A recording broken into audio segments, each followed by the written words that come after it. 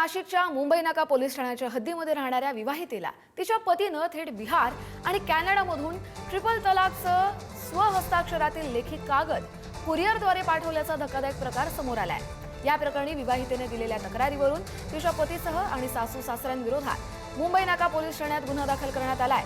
नवा व्यवसाय सुरू करण्यासाठी माहेरच्यांकडून विवाहितेने पैसे आणून दिले नाही म्हणून सासू सासरच्यांसह पतीनं शिवीगाळ आणि मारहाण करत छळ केल्याचा आरोपही या महिलेनं केलाय।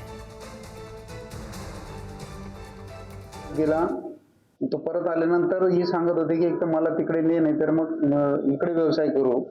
त्यांनी सांगितलं की व्यवसायासाठी पैसे लागतील, मग त्याचे पैसे तू घेऊन ये। त्या कारणावरून तो शारीरिक मानसिक छळ ते आणि त्याचे आई वडील करत होते। त्याबाबत त्या महिलेने तक्रार दिलेली आहे आणि त्यात तिने असंही म्हटलं आहे की याने मला तिकडे असतानाच मला कुरिअरने मला तलाक पाठवली आणि भारतात परत आल्यावर सुद्धा समोर देखील त्याने तलाक दिली। 3 तलाकचा हा गुन्हा आणि IPC जुना 498 याप्रमाणे गुन्हा दाखल आहे।